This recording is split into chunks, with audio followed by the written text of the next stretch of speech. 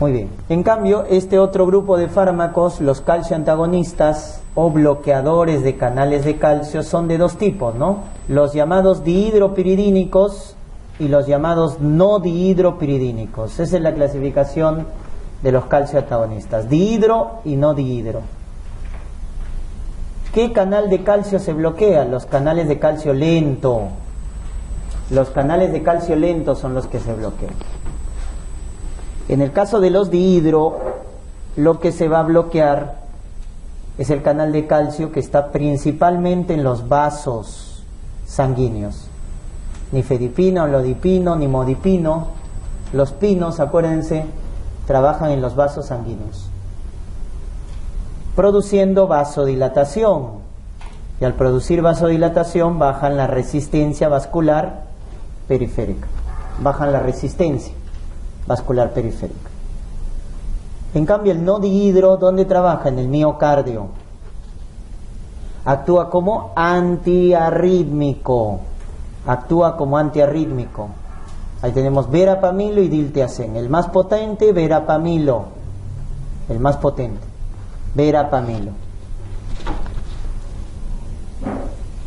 O diltiazem, que tiene potencia intermedia. Entonces, eso es algo básico que deben recordar. ¿Quién trabaja en los vasos? Los dihidropiridínicos. ¿Quién trabaja en el corazón como antiarrítmicos? Los no dihidro. Y dilatan las arterias coronarias. Producen vasodilatación coronaria. Por eso son de elección en una angina que se produce por consumo de cocaína, que es la angina de Prinzmetal. Acuérdate, la angina de Prinzmetal. El tratamiento de la angina de Prinzmetal es con calcioantagonistas, porque estos hacen vasodilatación. ¿Ya? Vasodilatación. Muy bien, entonces su acción es directa. Van al canal de calcio lento, que están en los vasos, en el corazón, y lo bloquean. Y ustedes saben que el calcio es importante para la contracción. Entonces, a nivel de los vasos dilatan y bajan la resistencia, con lo cual bajan la presión arterial. Por eso son antihipertensivos. En el corazón bloquean los canales de calcio y bajan la función cardíaca. Bajan la frecuencia cardíaca y la fuerza de contracción.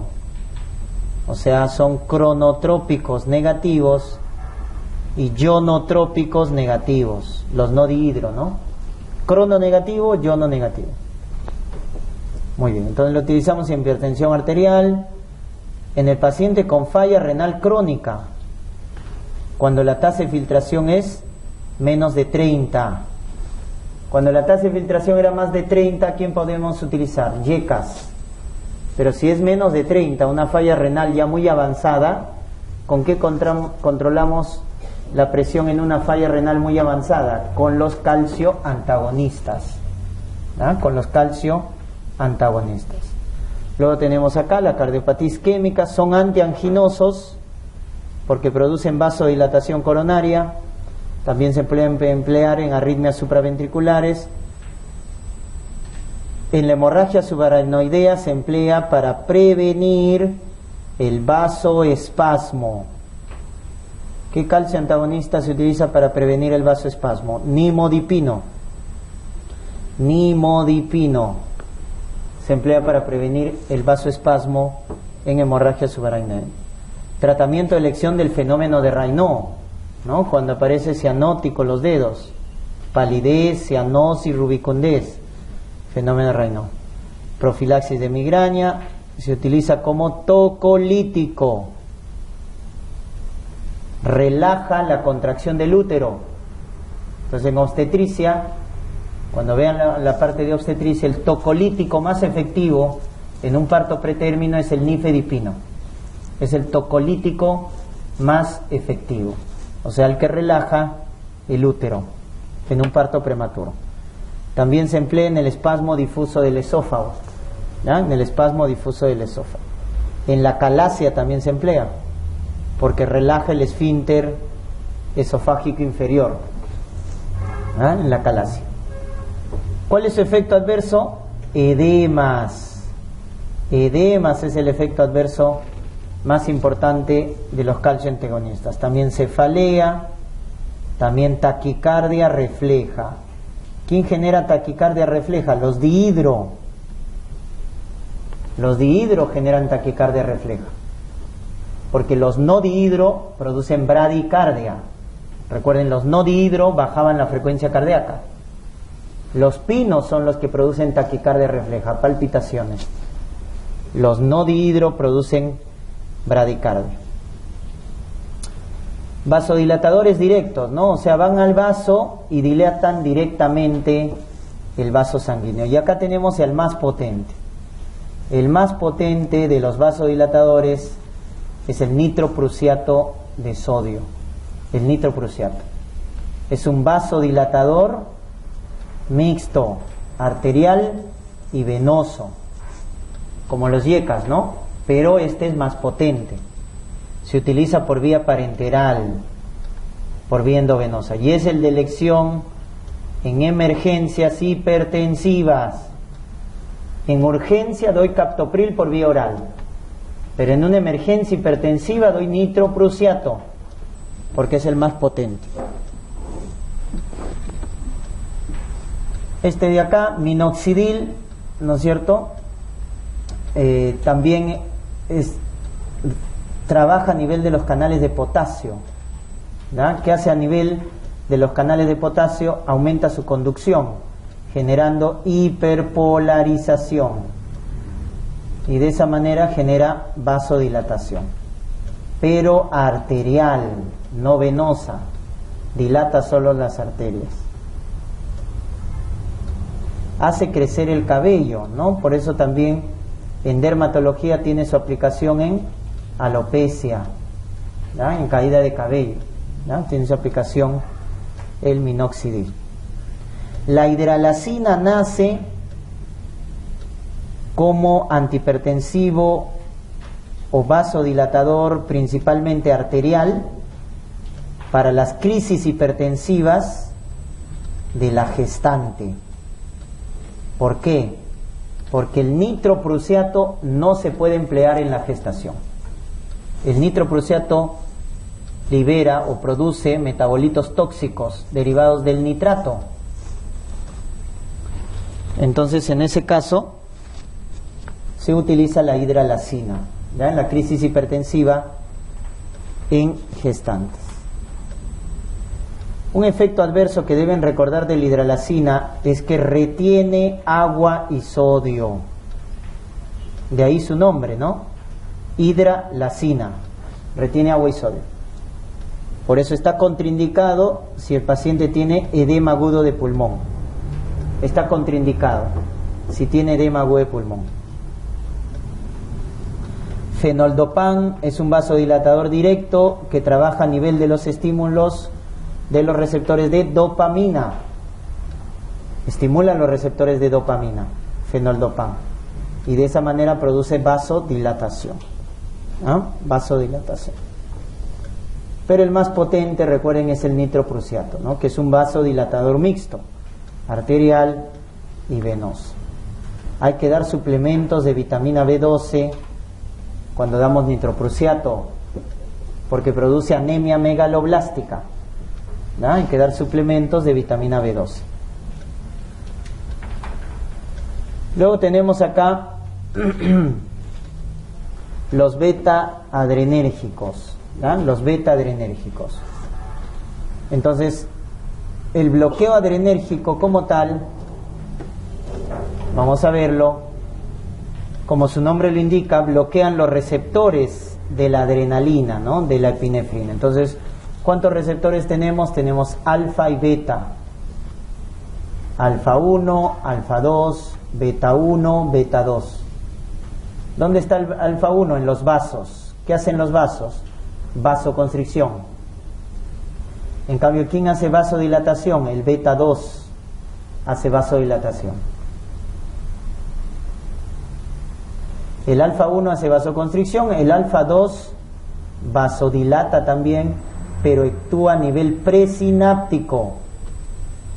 A nivel presináptico, o sea, a nivel central. El alfa 2 evita la liberación de epinefrina inhibe la liberación de epinefrina. ¿Y el beta 1 dónde está? En el corazón y en el riñón. ¿Qué hace el beta 1 en el corazón? Aumenta la frecuencia cardíaca, aumenta la fuerza de contracción. Y en el riñón, ¿qué hacía el beta 1? Aumentaba los niveles de renina, ¿no?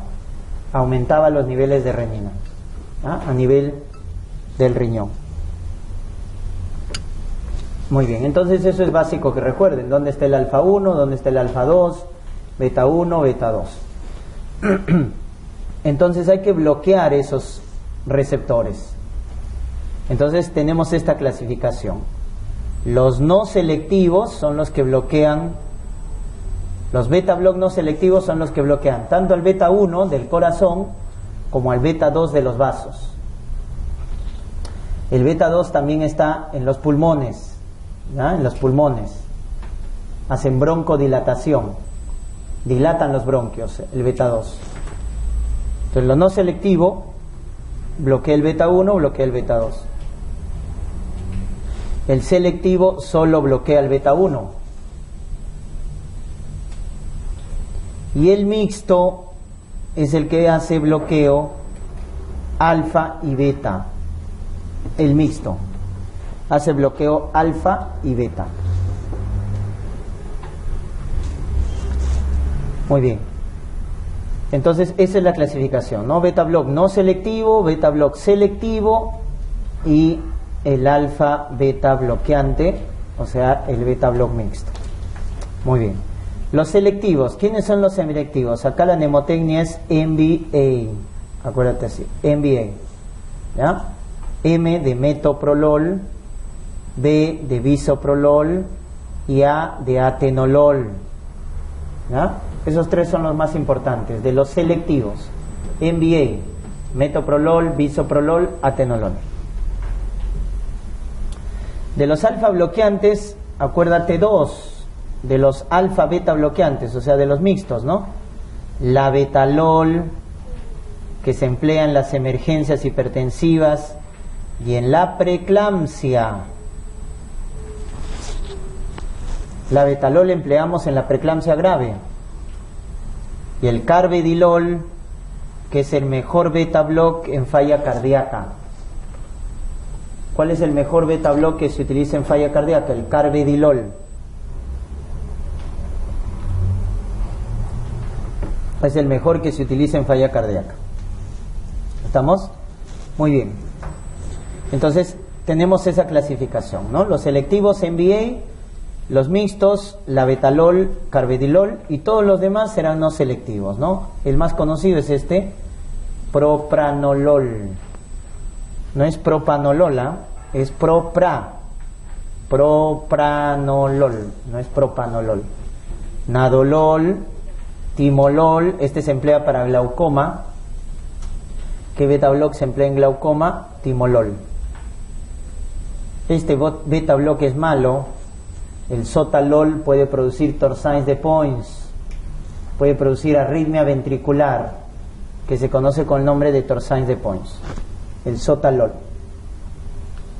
Muy bien. Esa es la clasificación por la selectividad. Y ahora tenemos esta subclasificación, que es ASI. ¿Qué es el ASI? Significa actividad simpático-mimética intrínseca. Actividad simpático-mimética intrínseca. Ese es el ASI. ¿Y qué quiere decir cuando un beta block tiene ASI? Cuando el beta block tiene ASI, quiere decir que a dosis bajas, en vez de bloquear al receptor, estimula al receptor. Por lo tanto, aumenta el tono simpático. En vez de bloquearlo, lo estimula a dosis bajas. Eso se llama efecto ASI. Entonces, mucho cuidado con esos fármacos, porque si le doy dosis incorrectas, en vez de bloquear al receptor, lo voy a estimular. Por eso los mejores son sin ASI. ¿Quiénes son sin ASI? Miren, propranolol, en este caso el metoprolol, bisoprolol, y de los mixtos, ¿no? De los mixtos tenemos el carvedilol, que es el mejor de la falla cardíaca. Ahí acuérdense con, miren, un representante de cada uno, CMP. ¿Ya? Acuérdense, CMP. Carvedilol es mixto, metoprolol es selectivo y propranolol, que es no selectivo. Y estos no tienen actividad ACI. Son sin ACI. ¿Ya? Sin ACI. Entonces se llama carvedilol, metoprolol, propranolol. Un representante de cada uno. Los mejores beta block son los que carecen de la actividad de ACI. Muy bien. Esa es entonces la clasificación de los beta block. Vamos con los alfa ahora. Miren, tenemos el bloqueante de los dos receptores alfa, alfa 1 y alfa 2. Fentolamina, fenoxibenzamina, bloquea los dos receptores, alfa 1 y alfa 2.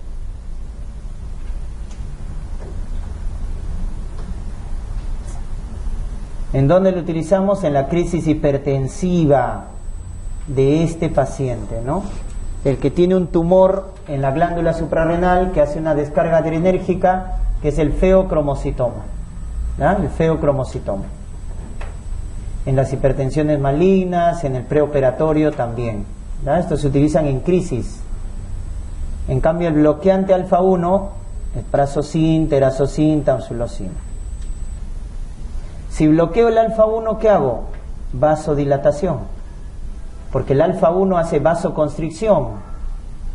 Al hacer bloqueo alfa 1 genero vasodilatación, por eso lo utiliza en hipertensión, sobre todo el paciente que tiene HBP o que tiene fenómeno de Raynaud también. Puedo tratarlo con bloqueante alfa 1, sobre todo próstata, ¿no? Hiperplasia benigna de próstata. Hiperplasia benigna de próstata. Ahí empleamos estos fármacos. Y el hipotensor de acción central, ¿quién es? Metildopa. ¿Por qué? Porque su efecto es ser agonista. ¿De qué receptores? Alfa 2. ¿Produciendo qué cosa? Vasodilatación.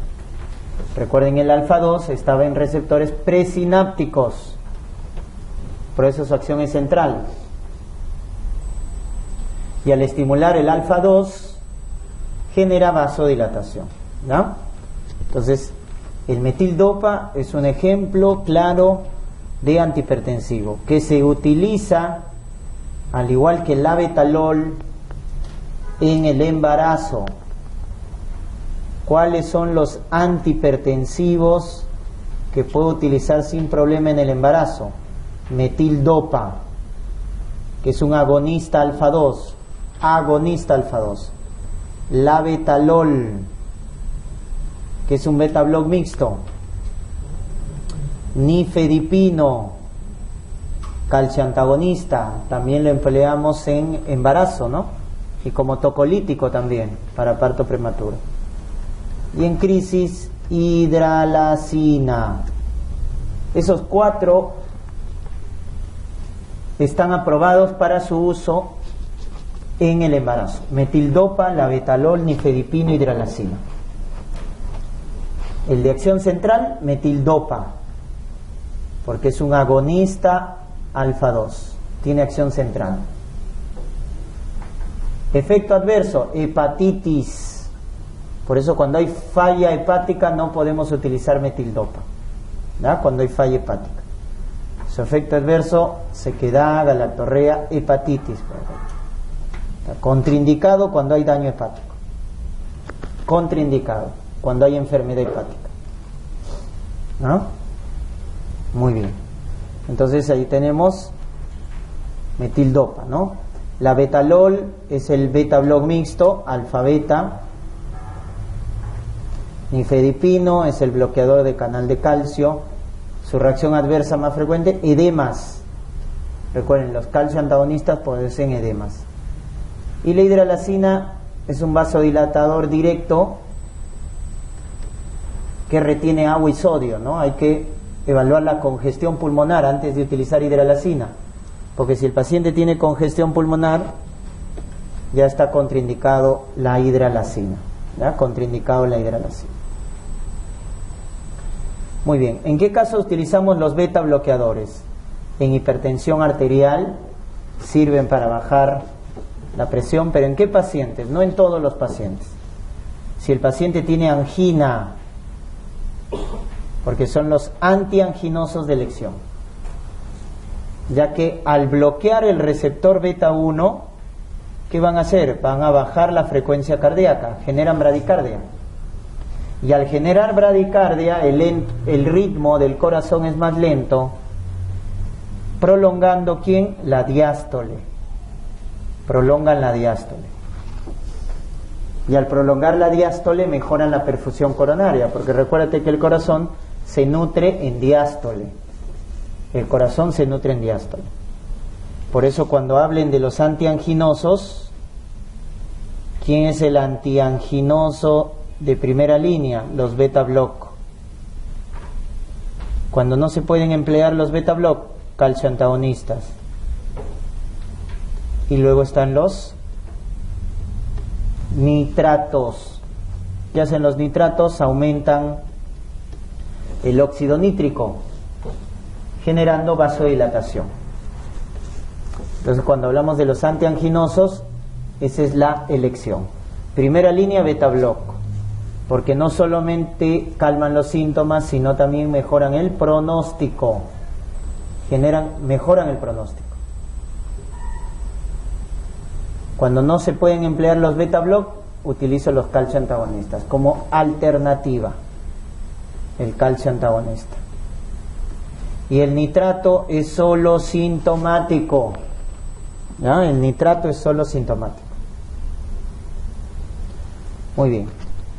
Entonces son los antianginosos de elección. Lo utilizamos en arritmias supraventriculares, porque son los llamados frenadores del nodo AB. ¿Ya? Se conocen así. ¿Quiénes son los frenadores del nodo aurículo-ventricular? A la cabeza, beta block. Segundo lugar, calcio antagonistas. Tercer lugar, digoxina.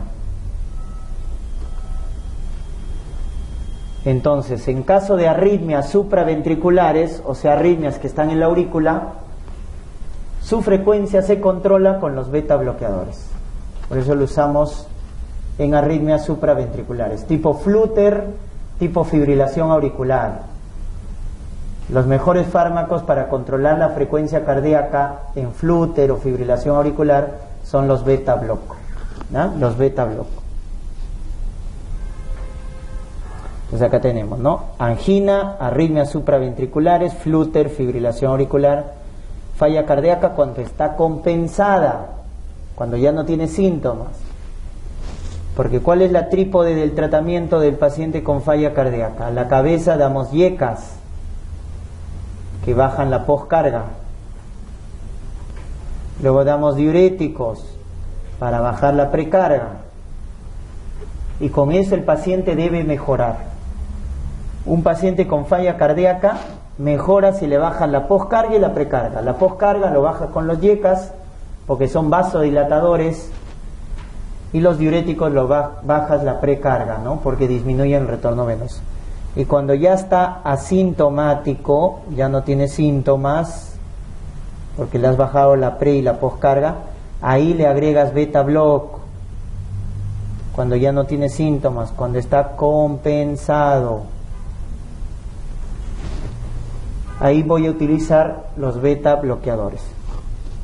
¿Ya? Y utilizo los beta block. Muy bien, entonces los beta block también forman parte del tratamiento del paciente con falla cardíaca, forman parte de la llamada trípode del tratamiento. ¿Ya? Trípode del tratamiento. En miocardiopatía hipertrófica se utiliza el propranolol para relajar al corazón, ¿no? En temblor esencial, ansiolítico, En hipertensión portal, para prevenir, no para tratar, para prevenir la hemorragia por varices, se da nadolol o propranolol para la prevención de hemorragia por varices gastroesofágicas. Pero ojo, no es tratamiento, es prevención. Le damos al paciente con cirrosis que tiene hipertensión portal. Le damos propranolol o nadolol para evitar el sangrado. Glaucoma crónico, utilizamos el timolol, el glaucoma crónico, timolol. O para bajar el tono simpático en el hipertiroideo. También en la migraña, ¿no? Se utilizan beta block en la migraña. Muy bien, ese es entonces el uso de los beta block, ¿no? Entonces, ¿cuál es su efecto en general? Estos son los efectos. A nivel del sistema nervioso, inhibe los centros vasomotores que están en el bulbo raquídeo. En el corazón es un cardiodepresor, baja la frecuencia cardíaca, disminuye el volumen sistólico o volumen minuto. Entonces es un cronotrópico negativo. ¿Qué más hacía? Este es por el efecto beta 1, ¿no? Miren, inhibe la liberación de renina. Ya que el beta 1 estimulaba, ¿no?, a la célula yuxtaglomerular a producir renina. A nivel de los barroreceptores aumenta la sensibilidad. A nivel sistema circulatorio actúa sobre los receptores alfa y tienen un efecto vasodilatador directo. Y bajan el tono simpático, ¿no? Bajan el tono simpático en general, ¿no? Reacciones adversas. Estas son las reacciones adversas. La más importante es el broncoespasmo, que se ve con los no selectivos. Los no selectivos producen broncoespasmo. Luego tenemos el bloqueo AB, con lo cual puede producir bradicardia. Cuando el corazón tiene bloqueo auriculoventricular, ya no se utiliza los beta block, porque si no los vamos a bloquear más, ya que recuerden que son frenadores del nodo AB. O cuando tiene bradicardia también, una frecuencia menos de 60, no puedo utilizar beta block, si no lo vas a bloquear más al corazón. Contraindicado en fenómeno de Raynaud. ¿Con qué tratamos el fenómeno de Raynaud? Con calcio antagonistas. Los calcio antagonistas tratan el fenómeno de Raynaud. Beta block está contraindicado, ¿ya? También aumentan el LDL, mucho cuidado, y pueden producir diabetes. Por eso dentro de los antihipertensivos es el último que se recomienda, porque dentro de los grupos de antihipertensivos está tiazidas, YECA, ARA2, calcio antagonistas, y el último es beta block para elegir, por estos dos efectos. Aumenta el LDL, baja el HDL y genera diabetes. Por eso para hipertensión siempre están como segunda elección. Y peor todavía, atenolol. Atenolol no deberíamos utilizar en pacientes hipertensos, porque no ha demostrado mayor beneficio. Y mucho cuidado porque potencian los efectos de los antidiabéticos orales.